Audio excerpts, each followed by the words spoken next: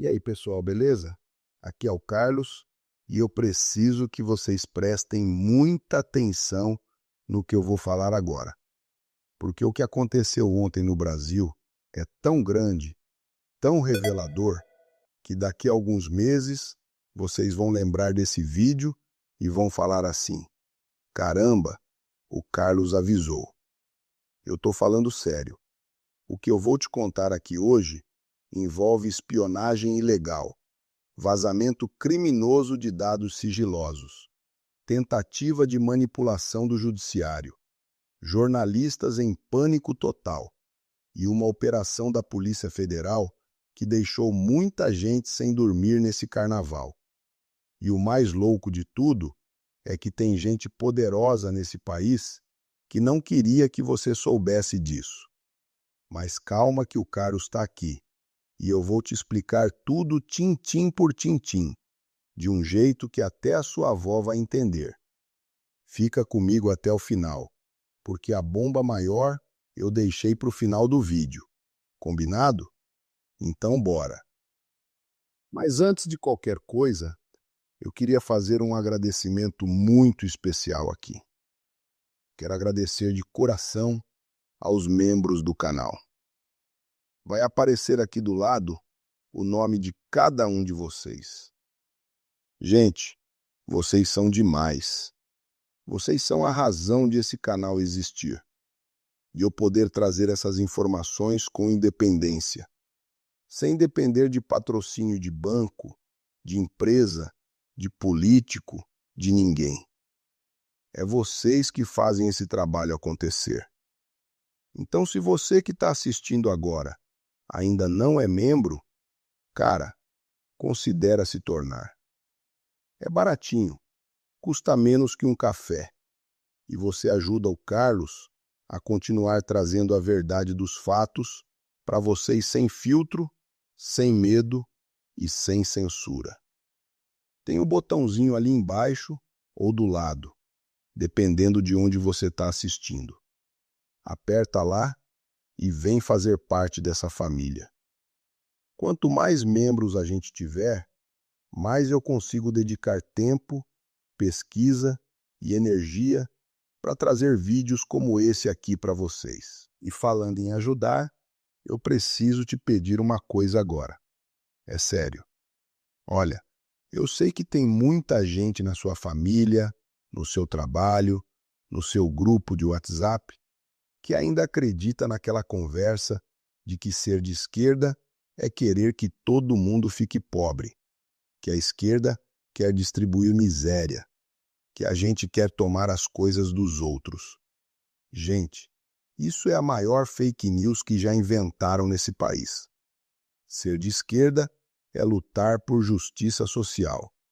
É querer um sistema onde o trabalhador tenha salário digno, onde o filho do pedreiro tenha a mesma chance de estudar que o filho do empresário, onde ninguém morra na fila do hospital, onde a comida chegue na mesa de todo mundo. Não é tirar de quem tem, é fazer o bolo crescer e ser dividido de forma justa. É um sistema diferente, entende? É sobre dignidade, é sobre oportunidade, é sobre olhar para o lado e falar: irmão, eu quero que você viva bem também. Então eu te peço, compartilhe esse vídeo. Manda para aquele tio, para aquela prima, para o colega de trabalho. Não é para brigar com ninguém, é para informar, é para abrir os olhos. A gente vence o ódio com amor e com informação. Converte alguém para o amor hoje.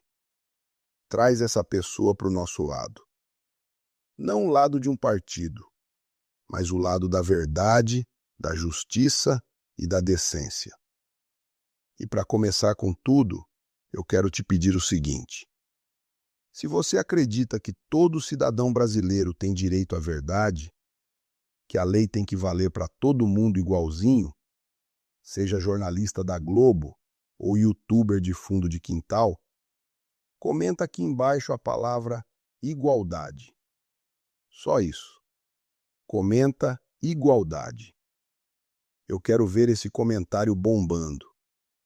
E se esse vídeo bater 1000 comentários com essa palavra, eu vou fazer um vídeo especial destrinchando todos os casos em que a grande mídia protegeu o criminoso de terno e gravata nesse país. Combinado? Então comenta lá. Igualdade. Agora vamos ao que interessa. Segura na cadeira. Ontem, terça-feira, 17 de fevereiro de 2026, em pleno carnaval, a Polícia Federal deflagrou uma operação que deixou redações de jornal em polvorosa. A PF cumpriu mandados de busca e apreensão em 3 estados contra 4 servidores públicos. Quem eram esses servidores? Funcionários ligados à Receita Federal. Um deles era um auditor fiscal chamado Ricardo Mansano de Moraes, lotado na delegacia da Receita em São José do Rio Preto, em São Paulo. Os outros eram 2 técnicos da Receita e um funcionário cedido pelo Serpro, que é a empresa de tecnologia do governo federal. E o que esses 4 fizeram? Eles são suspeitos de terem acessado ilegalmente, de forma criminosa, dados fiscais sigilosos de ministros do Supremo Tribunal Federal e de familiares desses ministros. Deixa eu repetir para ficar bem claro. Servidores públicos que tinham acesso aos sistemas da Receita Federal teriam usado esse acesso para bisbilhotar a vida financeira de ministros do STF e de suas famílias, sem autorização judicial, sem investigação oficial, sem nada. Pura arapongagem, pura espionagem ilegal. E o que é arapongagem, Carlos? Vou te explicar de um jeito simples. Imagina que alguém resolve fuçar a sua conta bancária, o seu imposto de renda, quanto você ganha, quanto você gasta, só para ver se acha alguma coisa contra você, sem ninguém ter pedido, sem você ser investigado por nada, sem ordem de juiz nenhum. A pessoa simplesmente entra no sistema e começa a vasculhar a sua vida. Isso é arapongagem, é espionagem, é crime. E é exatamente isso que esses servidores são suspeitos de terem feito contra ministros da mais alta Corte de Justiça do país. Agora, atenção ao detalhe que muda tudo. Esses servidores não fizeram isso sozinhos. Eles não acordaram um dia e falaram: sabe o que eu vou fazer hoje? Vou cometer um crime federal grave porque eu estou entediado. Não. Alguém mandou. Alguém orientou. Alguém incentivou. E é aí que a história fica realmente explosiva. A operação foi determinada pelo ministro Alexandre de Moraes, do STF, no âmbito do famoso inquérito 4781, que é o inquérito das fake news. Esse inquérito existe desde 2019 e foi criado para investigar ataques coordenados contra o STF e seus integrantes. E antes que alguém venha com aquela conversa de mas o Moraes é juiz e vítima ao mesmo tempo, deixa eu te explicar como funciona. Em janeiro deste ano, o Moraes abriu de ofício uma investigação porque a própria Receita Federal detectou que houve acessos irregulares nos seus sistemas. A Receita tem um sistema de rastreamento que registra quem acessa o dado de quem. Tudo fica registrado. Cada clique, cada consulta, cada acesso. Então, quando alguém acessa dados que não deveria acessar, o sistema detecta. Foi exatamente isso que aconteceu. A Receita identificou que houve diversos e múltiplos acessos ilícitos a dados de ministros e familiares. A própria Receita soltou uma nota dizendo que seus sistemas são totalmente rastreáveis e que qualquer desvio é detectável, auditável e punível, inclusive na esfera criminal. Com essa informação em mãos, o Moraes comunicou à Procuradoria-Geral da República. O procurador-geral analisou e concordou com a necessidade da operação. A PF foi autorizada a agir. E aí veio a operação de ontem. Os 4 servidores tiveram celulares e computadores apreendidos. Foram afastados das suas funções na Receita. Tiveram os passaportes recolhidos para não fugirem do país. Tiveram que colocar tornozeleira eletrônica. E tiveram os sigilos bancário, fiscal e telemático quebrados. Ou seja, agora o Moraes vai poder ver as mensagens deles, as ligações, as transferências bancárias, tudo. E sabe por que isso é tão importante? Porque o objetivo agora é descobrir se esses servidores receberam dinheiro de alguém para fazer isso. E principalmente, para quem eles vazaram esses dados. E é aqui que a coisa aperta para muita gente. Porque veja só, esses dados sigilosos de ministros do STF e seus familiares não foram acessados ilegalmente só por diversão. Eles foram acessados e vazados. Vazados para onde? Para a imprensa. E o próprio STF, em nota oficial, disse que esses vazamentos ocorreram para produzir, e eu vou citar a nota, suspeitas artificiais de difícil dissipação contra ministros. Ou seja, alguém pegou esses dados obtidos criminosamente e transformou em matérias jornalísticas para criar uma narrativa contra membros do Supremo. Isso tem nome, é lawfare. É usar instrumentos legais, ou nesse caso ilegais, como arma política. E agora eu quero que você pense comigo. Onde é que a gente já viu esse filme? Servidores públicos acessando dados ilegalmente, vazando para a imprensa selecionada, jornalistas publicando como se fosse grande investigação jornalística. Tudo para construir uma narrativa contra desafetos políticos. Isso tem um nome na história do Brasil. Chama-se Lava Jato. Na Lava Jato original, a gente descobriu, pela Vaza Jato, pelas mensagens do Telegram que vazaram em 2019, que o então juiz Sérgio Moro e o procurador Deltan Dallagnol tinham uma relação íntima com certos jornalistas. Eles vazavam informações seletivamente, combinavam timing de publicação, orientavam a cobertura. Jornalistas como Fausto Macedo do Estadão recebiam as informações quentinhas direto da fonte e publicavam como se fosse trabalho jornalístico independente.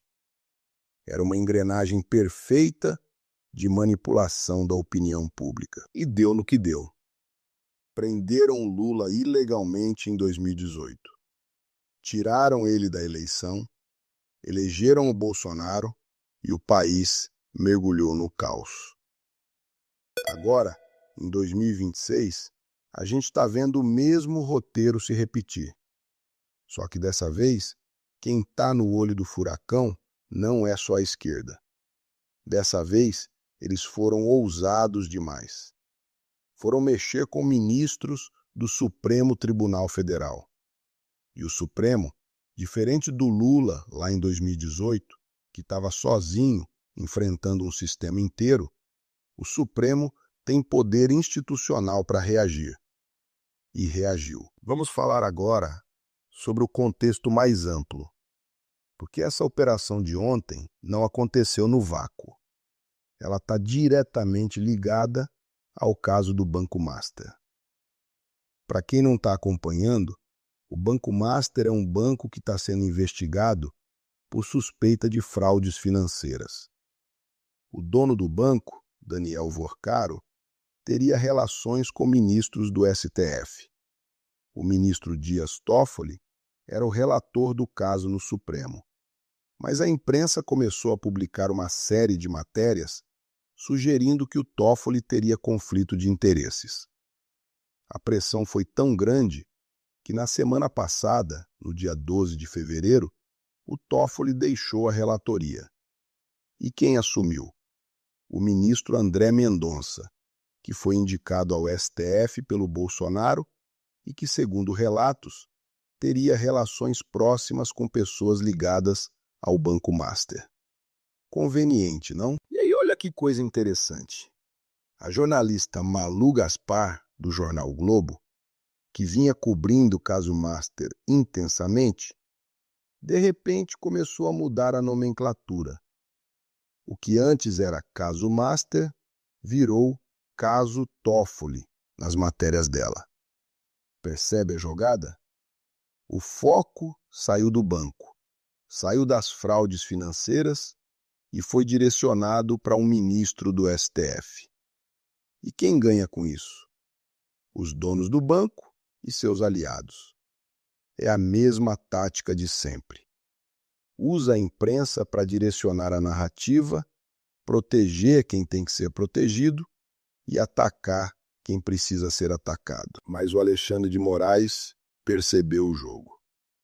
Ele percebeu que não era coincidência que justamente no momento em que o caso Master esquentava, dados sigilosos de ministros começaram a vazar na imprensa.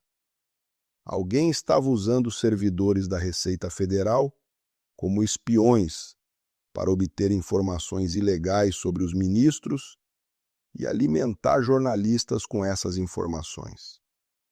E o objetivo era claro: desestabilizar o STF, tirar relatores incômodos dos casos e colocar gente mais simpática aos investigados. Uma Lava Jato 2.0, só que ao contrário. Ao invés de usar para prender gente inocente, como fizeram com o Lula, agora estão usando para proteger gente que deveria ser investigada. Agora eu quero falar sobre a reação da imprensa, porque isso é revelador demais. Quando a operação de ontem foi deflagrada, o que a gente esperaria de jornalistas sérios? Que eles noticiassem os fatos. Servidores públicos acessaram ilegalmente dados de ministros do STF. Foram pegos e estão sendo investigados. Crime gravíssimo. Mas não foi isso que aconteceu. O que a gente viu foi um festival de pânico disfarçado de análise jornalística. Vou te dar um exemplo que é de chorar de rir, se não fosse triste. A jornalista Vera Magalhães, que ficou famosa quando apresentava o Roda Viva na TV Cultura, publicou um texto que parece ter sido escrito em estado de desespero. Ela começa o texto dizendo que esse é um novo capítulo do STF que requer muita cautela. Cautela. A mulher quer cautela quando se descobre que servidores públicos estavam espionando ilegalmente ministros do Supremo. Quando era o Lula sendo preso com base em denúncia sem prova, aí não precisava de cautela nenhuma. Aí era a lei é para todos, República de Curitiba, heróis da nação. Agora que o jogo virou, aí precisa de cautela. E aí ela vai listando uma série de coisas que, segundo ela, seriam estranhas na operação. Ela acha estranho que a operação foi feita no carnaval. Gente, pelo amor, a polícia não tira férias no carnaval. Aliás, operações policiais são feitas frequentemente em feriados justamente porque os alvos estão mais desprevenidos. Isso é básico, é o beabá de operação policial. Mas a Vera quer te convencer de que fazer operação no carnaval é um absurdo. Aí ela acha estranho que o Moraes decidiu monocraticamente. Gente, é assim que funciona. O relator de um inquérito é quem autoriza as medidas cautelares. Ele não convoca o plenário do STF para votar se pode ou não pode cumprir mandado de busca e apreensão. Imagina a cena. Atenção, senhores ministros. Vamos votar se a PF pode bater na porta do suspeito amanhã de manhã. Se fosse assim, o suspeito fugia antes da votação acabar. Mas a Vera escreve como se isso fosse uma aberração jurídica. Não é. É o procedimento padrão. Ela acha estranho que os servidores foram afastados das funções. Gente, eles são suspeitos de espionagem ilegal. Óbvio que tem que ser afastados. Você vai deixar o cara que está vazando dados sigilosos continuar sentado na cadeira com acesso ao sistema? Para continuar vazando? Isso é medida cautelar básica para preservar a investigação. Ela acha estranho que recolheram os passaportes. Os caras cometeram um crime federal grave. Se não recolhe o passaporte, acorda no dia seguinte e o cara está em Miami tomando açaí. Igual o Alan dos Santos, que está foragido nos Estados Unidos até hoje. Aliás, vamos falar do Alan dos Santos. O cara era dono do canal Terça Livre, disseminava fake news contra o STF, está foragido até hoje. E olha que o Alan dos Santos, pelo que se sabe, não chegou a mandar investigar ilegalmente ministros do Supremo. Ele cometia outros tipos de crimes. Esses que estão sendo investigados agora fizeram algo ainda mais grave. E o mais revelador do texto da Vera Magalhães é quando ela usa o termo pesca probatória. Sabe quem usava esse termo? O Bolsonaro, para se defender das investigações contra ele. É o mesmo vocabulário, a mesma estratégia retórica. Quando é contra a direita, é investigação legítima. Quando começa a chegar perto dos aliados da grande mídia, aí é pesca probatória, é excesso, é cautela. A hipocrisia não tem tamanho. E tem mais. A Vera comete uma fake news logo no segundo parágrafo do texto dela.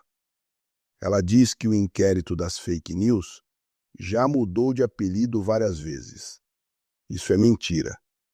O inquérito 4.781 sempre se chamou inquérito das fake news. Desde 2019. Nunca mudou de nome. O que existe são outros inquéritos separados. O inquérito das milícias digitais é outro. O inquérito dos atos golpistas é outro. São inquéritos diferentes.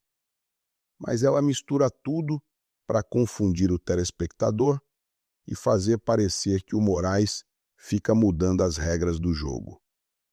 Isso é desinformação pura. Uma jornalista que supostamente é especialista em política não sabe a diferença entre inquéritos distintos? Sabe sim.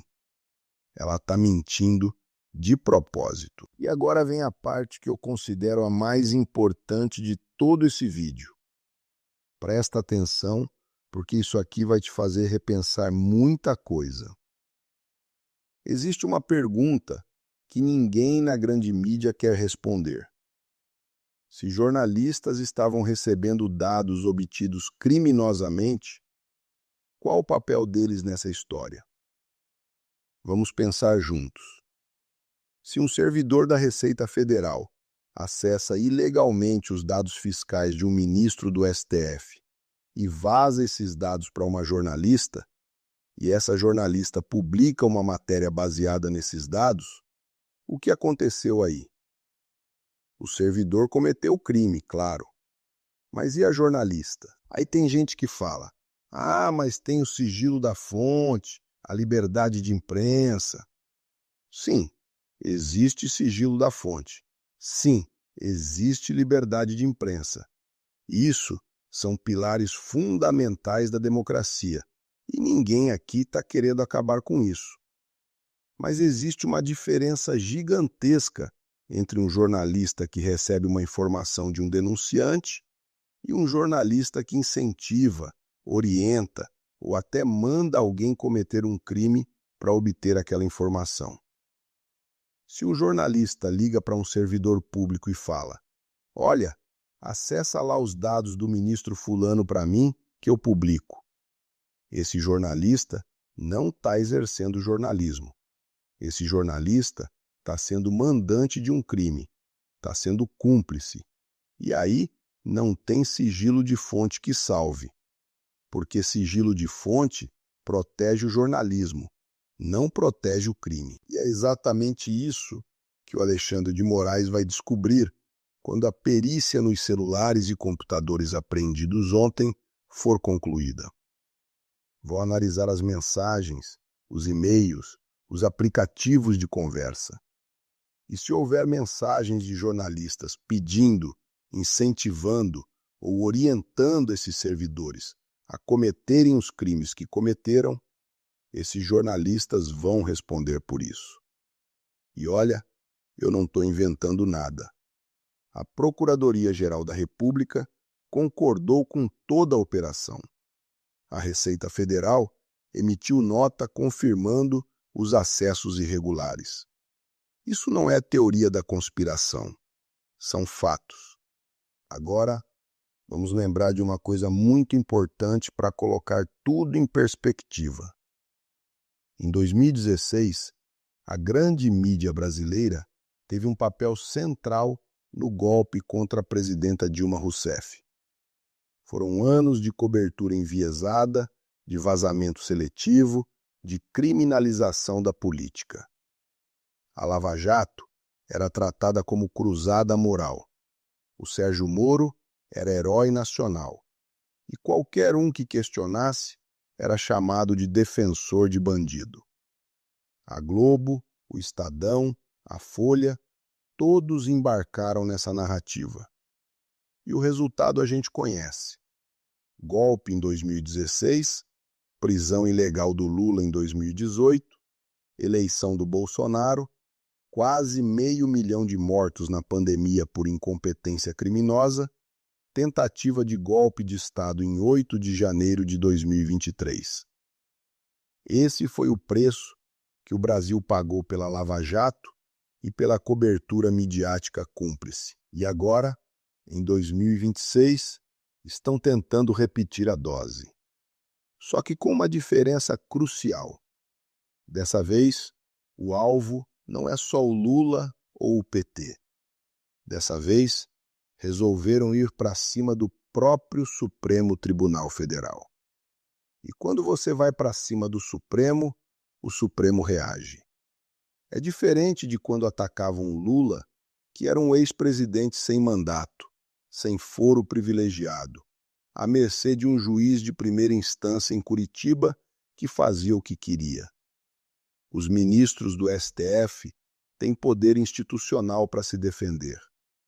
E é isso que o Moraes está fazendo. E sabe o que é mais bonito de tudo isso? É que agora a sociedade tem como comparar.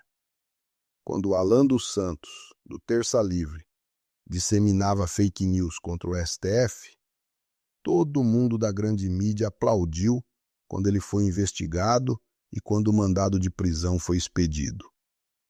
A lei é para todos, diziam. Ninguém está acima da lei, repetiam. Beleza, concordo. A lei é para todos. Então, se funcionários da Receita estavam espionando ministros do STF ilegalmente e vazando informações para jornalistas da Globo, do Estadão, de onde quer que seja, esses jornalistas também precisam responder. A lei é para todos.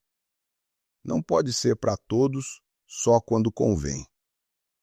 Vamos falar agora dos próximos passos, porque essa história está longe de acabar. Primeiro, a Receita Federal vai entregar até o final deste mês um relatório completo de auditoria ao gabinete do ministro Moraes. Esse relatório vai detalhar todos os acessos irregulares, quem acessou, quando acessou, quais dados foram consultados. É um mapa completo da espionagem. Segundo, os celulares e computadores apreendidos ontem vão passar por perícia da Polícia Federal. É aí que a coisa vai esquentar de verdade, porque nas mensagens desses servidores vão aparecer os contatos deles, com quem eles conversavam, para quem mandavam as informações, quem pedia o quê. E se aparecer jornalista nessas conversas, pedindo ou incentivando acesso ilegal a dados, a investigação vai se estender a esses jornalistas. Terceiro, e esse é o ponto que eu acho mais importante. Esses servidores da Receita não agiram por conta própria. Alguém na cadeia de comando orientou esses acessos. E aí a investigação vai subir. Vai chegar em delegados da Polícia Federal. Já tem informações de que o próprio diretor-geral da PF teria comunicado ao presidente do STF que havia uma investigação em andamento contra o Alexandre de Moraes. Uma investigação que, pelo que se apurou, era ilegal. Ou seja, estavam usando a estrutura do Estado para montar um dossiê contra um ministro do Supremo sem base legal para isso. Isso é gravíssimo.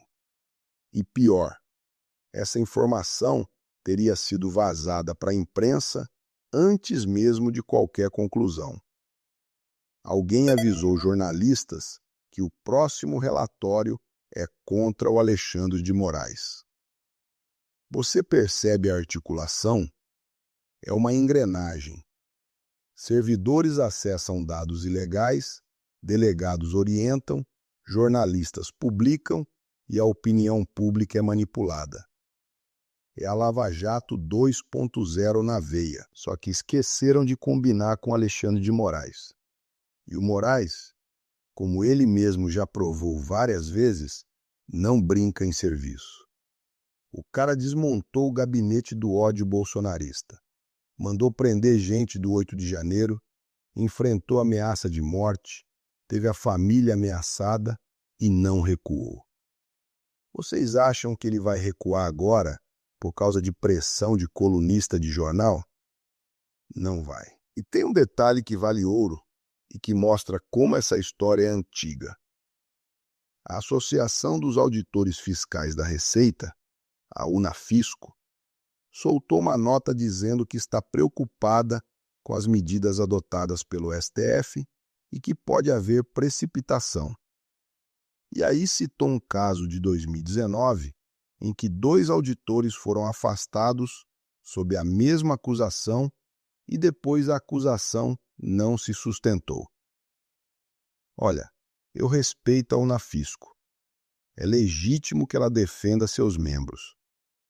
Mas o contexto de agora é completamente diferente. A própria Receita Federal emitiu nota confirmando que detectou desvios nos acessos. Não é o Moraes sozinho falando isso. É o próprio órgão onde esses servidores trabalham que confirmou a irregularidade. Então a defesa da Unafisco, embora compreensível, não muda os fatos. Agora, eu quero fazer uma reflexão com vocês. E essa é a parte que eu acho mais importante de todo o vídeo. A gente vive num país onde um youtuber de direita que xinga ministro do STF é investigado, processado, preso. E tá certo, a lei tem que valer. Mas quando uma jornalista de um grande veículo é alimentada com dados obtidos criminosamente e usa esses dados para atacar ministros do Supremo, aí tem gente que acha que não pode investigar, que é ataque à liberdade de imprensa, que é censura. Espera aí, se é crime para um, é crime para todos. O CNPJ do jornal O Globo não é escudo contra crime. O crachá de jornalista não é salvo-conduto. Se o Alan dos Santos está foragido nos Estados Unidos por disseminar fake news e ameaçar ministros, e ele nem mandou espionar ilegalmente ninguém, imagina o que deveria acontecer com quem mandou ou incentivou os servidores a cometerem espionagem contra o STF. E eu sei que quando a gente fala isso, vem gente de todos os lados tentando confundir. Ah, mas o Moraes é autoritário.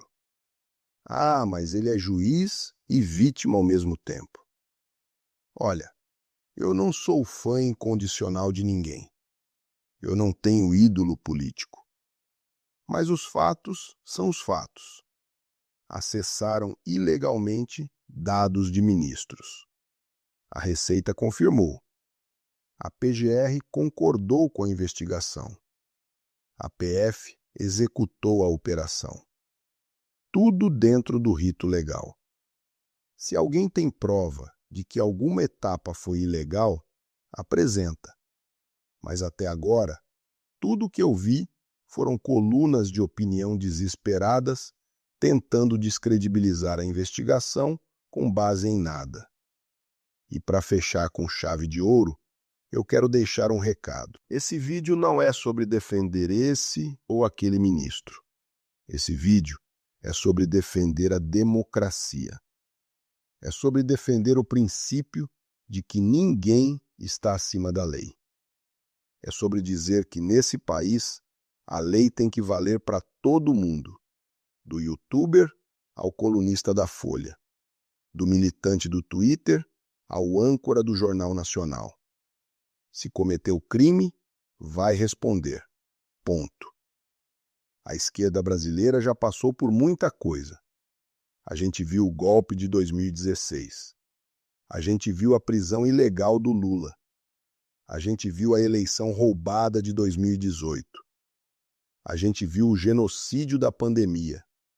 A gente viu o 8 de janeiro. E a gente está aqui, de pé, mais forte do que nunca. Porque a gente não luta com ódio. A gente luta com informação, com verdade, com amor pelo próximo. E cada vez que eles tentam nos derrubar, a gente levanta mais forte. Então, se você chegou até aqui, eu te agradeço de coração. Isso mostra que você é uma pessoa que se importa, que quer entender o que está acontecendo, que não aceita ser manipulado. E eu te peço 3 coisas. Primeira, deixa o like nesse vídeo. Isso ajuda demais o algoritmo a mostrar esse vídeo para mais gente. Cada like é um tapa na cara da desinformação. Segunda, se inscreve no canal se ainda não for inscrito e ativa o sininho para não perder nenhum vídeo.